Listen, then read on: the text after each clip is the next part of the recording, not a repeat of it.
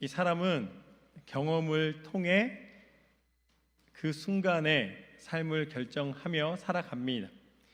그래서 경험은 소중합니다. 실패를 줄여주고 또 앞으로 나아갈 길을 분명히 알려주는 역할을 합니다. 그렇지만 신앙생활은 경험만으로는 살아갈 수 없음을 이제 고백하게 됩니다. 하나님은 때로 우리가 건널 만한 얕은 물가가 아니라 깊은 바다로 부르실 때가 있습니다. 내가 더 이상 계산할 수 없는 곳, 내 능력으로 해결할 수 없는 지점, 어찌 보면은 내 경험이 더 이상 답을 주지 못하는 지경에 이르렀을 때에 비로소 신앙의 경험이 열린다는 것입니다. 오늘 베드로가 등장하는데 베드로가 바로 그 지점에서 하나님을 만나는 사건이 벌어집니다. 오늘 말씀의 3절 말씀을 보면 이렇게 나와 있습니다. 예수께서 한 배에 오르시니 그 배는 시몬의 배라. 육지에서 조금 떼기를 청하시고 앉으사 배에서 무리를 가르치시더니. 예수님이 갈릴리 바다 그 곁에 있는 게네사렛이라는 곳에 이르르셔서 거기에서 모여드는 많은 사람들을 가르치셨습니다. 그런데 더 이상 하도 많이 모이니까 그 물가에서 가르칠 수 없는 그 지경에 이르러서 이제 거기에 두 척의 배가 있었는데 그 중에 한 배에 요청을 하십니다. 그런데 오늘 말씀에 보면은 바로 그 배의 주인이 시몬 베드로였습니다. 그래서 그 배에 오르셔서 물가에서 조금 떨어져서 이제 모인 무리들에게 하늘의 비밀을 가르쳐 주십니다. 복음의 기쁜 소식을 알려주신 것이죠. 그 다음에 그 말씀을 마치신 후에 보면은 시몬에게 4절부터 보면 시몬에게 이르시되 깊은 데로 가서 그물을 내려 고기를 잡으라. 시몬이 대답하여 이르되 선생님 우리들이 밤이 새도록 수고하였으되 잡은 것이 없지만은 말씀에 의지하여 내가 그물을 내리리이다 하고. 베드로는 이미 이 어업을 마친 상태입니다. 그래서 2절 말씀에 보면은 베드로가 이제 배를 이 물가에 대고 그물을 씻고 있는 모습을 보게 됩니다. 그물을 씻는다는 것은 이제 일을 마쳤다는 것이죠. 그러니까 예수님이 다시 깊은 데로 가서 그물을 내리라고 말씀하시는 것은 내가 그물을 거두어서 다 정리한 다음에 이제 이 저녁에 다시 나갈 걸 준비하고 있는데 그 중간에 한 번 더 나가라는 말씀입니다. 그러니까 이것은 평소 같으면은 하지 않는 일이라는 것이죠. 이미 다 마친 상태에서 또 하라는 귀찮은 일입니다. 그런데 예수님은 그것을 바로 요청하고 계십니다. 그런데 그럼에도 불구하고 베드로가 예수님 말씀대로 이제 배를 띄우고 그물을 내리는 장면이 나옵니다. 베드로가 제자가 될 수 있었던 첫 번째 장면입니다. 이것이 오늘 말씀의 첫 번째 교훈입니다. 제자는 예수님의 말씀에 순종하는 사람이다. 예수님의 말씀에 순종하는 사람이다. 이 갈릴리의 그물 사용법을 보면은 이 그물의 사용 시간과 방법에 따라 좀 나뉩니다. 그러니까 그냥 개인 그물로 얕은 물에서 할 때는 그냥 혼자서 이렇게 휙 던져가지고서는 동그랗게 이 물에 퍼진 다음에 이렇게 걷어들이는 그런 그물을 사용합니다. 밑에 추가 달려 있는. 그런데 오늘 베드로가 배를 띄어서 내리는 그물은 이제 삼중망으로 돼서 바닷속 아래로 쭉 내려뜨린 다음에 그 다음에 거기에서 잠깐 머물러 있다가 고기들이 이 지나가는 순간에 고기들이 그 그물이 있다는 것을 인식하지 못하고 그곳에 머무는 순간에 이렇게 끌어올리는 방식입니다. 그런데 왜 밤에 고기잡이를 했을까요? 이 낮에는 뜨겁기 때문에 고기들이 더 깊은 수면으로 내려갑니다. 그렇기 때문에 이 고기들이 물 중간에서 이렇게 헤엄을 치면서 그물에 걸릴 만한 더 많은 고기들이 잡힐 수 있는 시간은 낮이 아니라 밤입니다. 거기에다가 이제 그물이 내려가면은 이 낮에는 그물이 보이기 때문에 이 고기들이 그물을 보고서는 이제 피할 수도 있습니다. 그물에 잡혀가던 경험치가 쌓이게 되면 이제 고기들이 그 그물을 피할 수도 있기 때문에 밤에 그물을 내려서 보이지 않게 고정해 놨다가 그것을 이렇게 감아 올리는 것이죠. 이것이 어부들의 경험이었고 어부들의 지혜였고 시간과 장소를 결정하는 전문성을 가져야지만 그 생업이 될 만한 고기잡이가 되는 것이었습니다. 그런데 예수님이 베드로에게 요청한 것은 무엇이었냐면 밤에 해야 되는데 낮에 해달라고 요청을 하셨고, 또한 이미 실패하고 돌아와서 빈 그물을 손질하고 있었는데 오늘은 이제 끝났다고, 실패했다고 여겨진 그 자리에 다시, 내 경험으로 보면 오늘은 실패했기 때문에 이제 내일 다른 장소로 가야 되는데 예수님께서 다시 그 장소로 가자고 말씀하고 계시는 것입니다. 그러니 시간도 자기 전문적인 눈으로 봤을 때 방법도 장소도 또 이미 일을 마친 상태였기 때문에 피곤해서 또 마음의 상태도 그 어느 것 하나 자신의 경험과 전문성에 비추어 보았을 때에 예수님의 요청은 상식 이하, 불합리한 요청이었습니다. 그런데 6절과 7절 말씀을 보면은 그 따라서 그물을 내렸더니 어떠한 결과를 맺는가? 그렇게 하니, 예수님 말씀하신 대로 하니 고기를 잡은 것이 심히 많아 그물이 찢어지는지라. 이에 다른 배에 있는 동무들에게 손짓하여 와서 도와달라 하니 그들이 와서 두 배의 채움에 잠기게 되었더라. 할렐루야. 이것이 오늘 말씀의 두 번째 교훈입니다. 제자가 된다는 것은 땅의 기준이 아니라 하나님의 기준을 경험하는 삶이다.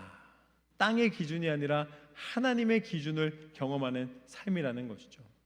우리는 세상을 살아가는 지혜가 있고 하나님의 말씀을 지키는 믿음의 지혜가 있다는 것을 구별해야 됩니다. 세상의 법칙과 세상의 계산을 쫓아가는 것이 아니라 우리가 말씀을 읽고 때로는 이해할 수 없는 행동이라 할지라도 내가 믿음 안에 든든히 서기 위하여서 살아가는 것입니다. 저도 그런 경험이 있습니다. 이제 중간고사를 봐야 되는, 고등학교 때 중간고사를 봐야 되는데 마침 그 중간고사 바로 전날에 교회에서 부흥회가 열렸습니다. 그러니까 보통 부모님들 같으면 빨리 들어가서 공부하라고 말씀하실 거예요. 그런데 저한테 굉장히 중요한 시험이었는데 저희 어머니께서 너무나 당연하게 저한테 부흥회 가자 그러시는 거예요.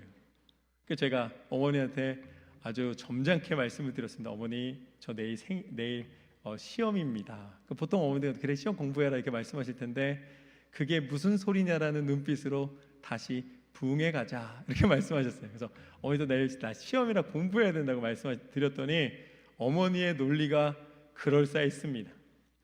내가 공부를 열심히 했으면 오늘 조금 공부 안 해도 내일 시험 잘 보고, 공부를 안 했으면 오늘 시험 공부 벼락치기 한다 한들 몇 점이나 오르겠냐. 그러니까 오늘은 부흥회 가자. 할렐루야. 저는 가기 싫은데 억지로 끌려갔습니다. 어머니의 말씀대로 끌려갔던 기억이 있습니다. 그런데 그것이 그 당시에는 제가 도저히 이해할 수 없어요. 다른 내 친구들 부모님들 같으면 지금 공부하라고 공부 안 한다고 혼날 텐데 나는 지금 부흥회 가가지고서는 오늘 했던 것처럼 목마른 내 영혼 이것도 찬양하고, 또 부흥회 가면 항상 부르는 찬양 있잖아요. 빈들의 마른 불같이 성령이 오셨네. 그거 계속 찬양하면서 부흥회를 참석했습니다. 그런데 지금 세월이 오래 흐른 다음에 제가 제 마음 가운데 깨닫는 것은 무엇인가? 그 믿음의 경험이 세상의 어떤 기준보다도 하나님의 기준으로 살아가야 한다는 것에 변함없는, 세월이 흘러도 상황이 바뀌어도 환경이 어려워져도 믿음이 우선이라는 것을 고백할 수 있게 되었습니다. 하나님 앞에 우리가 온전히 선다는 것은 무엇인가? 믿음의 경험을 내 삶 가운데 채워가는 것입니다. 그래서 세상의 경험에 견주어서 세상의 상식적인 내용으로 살아가는 것이 아니라 내가 하나님을 믿기 때문에 하나님이 내게 주신 믿음의 마음에 순종하며 살아가는 것, 그것이 제자의 삶인 줄로 믿습니다. 오늘 베드로가 경험한 것은 자신의 전문적인 지식으로 살아갔던 그 공허한 건짐이 아니라 예수님의 말씀대로 순종하였을 때에 예수님이 행하신 기적을 경험하게 된 것이죠. 저는 우리의 삶 속에 하나님이 주시는 믿음의 고백과 믿음의 행함과 믿음의 열매가 가득 찬 삶이 되시기를 주님의 이름으로 축원합니다. 베드로는 그것을 경험하였습니다. 그렇게 되었더니 8절과 9절 말씀을 보면 이렇게 나와 있습니다. 시몬 베드로가 이를 보고 예수의 무릎 아래에 엎드려 이르되 주여 나를 떠나소서 나는 죄인으로소이다 하니 이는 자기 및 자기와 함께 있는 모든 사람이 곡이 잡힌 것으로 말미암아 놀라고 세베대의 아들로서 시몬의 동역자인 야고보와 요한도 놀랐음이라. 할렐루야. 그 장면을 통해 예수 그리스도의 첫 그리고 가장 사랑받는 3명의 제자가 예수님을 따르기 시작합니다. 그런데 만약에 이 물고기가 잡힌 자리에서 베드로가 영적인 눈을 뜨고 그 장면을 보지 않고 만약에 사업적인 관점에서 이 계산적인 관점에서 이것을 해석했다면 아마 예수님께 이렇게 말했어야 될 것입니다. 예수님, 이제 동업합시다. 와, 이거 새로운 물고기 잡는 방법인데요. 그랬을 거예요. 우리가 알고 있던 방법은 밤에 잡아야지 많이 잡히기 때문에 했었는데, 이야, 새롭게 우리가 생각했던 상식을 깨는 물고기 잡는 법, 예수님만 나와 동업해 주신다면 우리가 이제 지금까지 살았던 것은 비교도 안 되게 떵떵거리며 살 수 있겠습니다 라고 아마 사업적인 관점, 물질적인 관점에서 봤으면 이렇게 요청했을 것입니다. 그런데 베드로가 그 물고기가 가득 잡힌 그 앞에서 예수님 앞에 뭐라고 고백합니까? 예수님, 나는 죄인이로소이다. 할렐루야. 베드로가 그 결과를 보고 그 결과를 보면서 계산을 하면서 내가 부자 되겠다, 앞으로 이렇게 해야 되겠다는 것이 아니라 예수님의 말씀대로 순종하여 나타난 기적을 보면서 베드로는 회개하기 시작합니다. 베드로가 회개하였다는 것은 무엇을 의미하는가? 이 순간 성령이 베드로에게 임했다는 것입니다. 우리가 잡힌 물고기보다 더 귀한 것이 무엇인가? 내가 살아가는 날 동안에 경험에 비추어 내 전문성에 비추어 내가 얻는 그 어떤 물질적인 그런 여러 가지 가치와 이익보다 더 중요한 것이 무엇인가? 우리가 성령이 우리 가운데 임하셔서 회개하며 예수 그리스도 앞에 내 자신을 온전히 드리는 것인 줄로 믿습니다. 베드로는 드디어 자신의 인생 가운데 목말랐던 것, 자신의 인생 가운데 가장 필요했던 것, 내 인생을 변화시킬 수 있는 유일한 길을 경험하게 되었습니다. 이것이 바로 성령이 그 가운데 임하신 것입니다. 그러자 그곳에서 내가 예수님을 함부로 판단하고 내가 예수님 믿는 것보다 세상적인 것을 더 강구하고 판단했던 모든 것을 용서하여 주옵소서. 내가 죄인입니다라고 고백하는 베드로의 고백을 듣게 됩니다. 그리고 나서 10절과 11절, 10절 후반부와 11절 말씀을 보면 예수께서 시몬에게 이르시되 무서워하지 말라. 이제 후로는 내가 사람을 취하리라 하시니 그들이 베드를 육지에 대고 모든 것을 버려두고 예수를 따르니라. 할렐루야. 이것이 오늘 말씀의 세 번째 교훈입니다. 제자는 사람의 기준이 아닌 하나님의 기준을 따라 살아가는 사람이다. 제자는 하나님의 기준으로 살아가는 사람입니다. 우리가 크리스천으로 살아간다는 것은 무엇인가? 우리는 크리스천으로 살아간다는 것을, 그리스도인으로 살아간다는 것을 그냥 기본에 두기를 원합니다. 기본에. 그냥 나는 크리스찬이야. 그러니까 내가 예배를 1년이 52주니까 그 중에서 한 40주나 45주 정도 드리면 굉장히 성실한 크리스찬이라고 생각을 하는 거죠.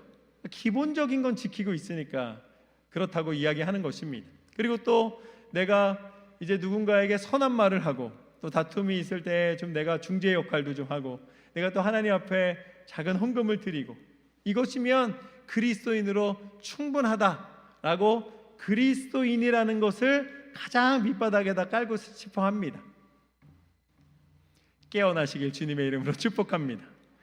내가 예수 그리스도를 믿는 성도라는 것은 내가 그리스도인이라는 것이 전부가 되어야 될 줄로 믿습니다.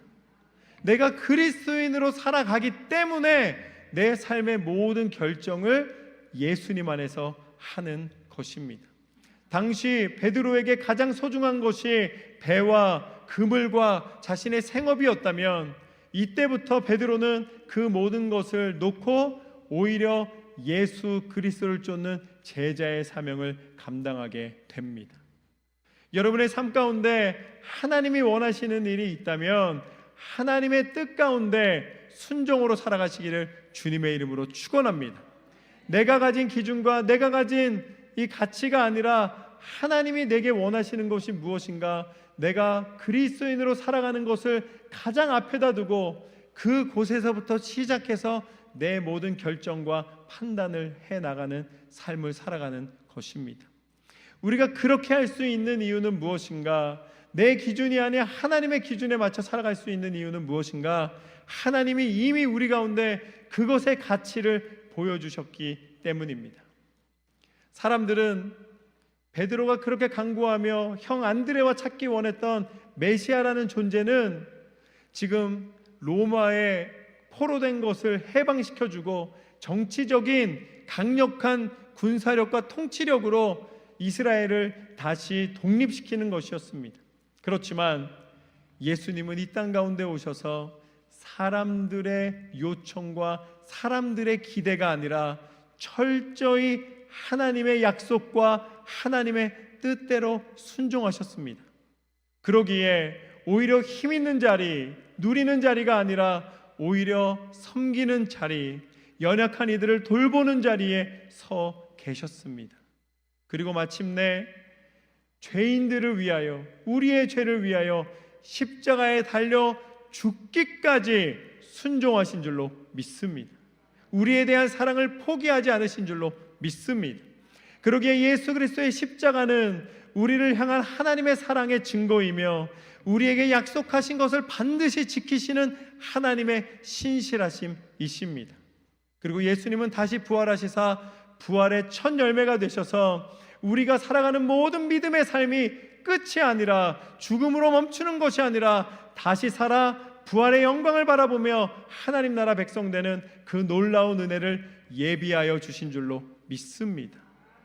그러기에 우리는 하나님이 철저히 그 약속을 신실하게 지키신 것처럼 하나님의 말씀대로 예수님이 행하신 대로 예수님의 제자가 되어 분명한 예수님의 제자의 기준으로 살아갈 때에 우리의 진정한 생명과 능력이 하나님의 뜻 가운데서 증거되게 하실 줄로 믿습니다.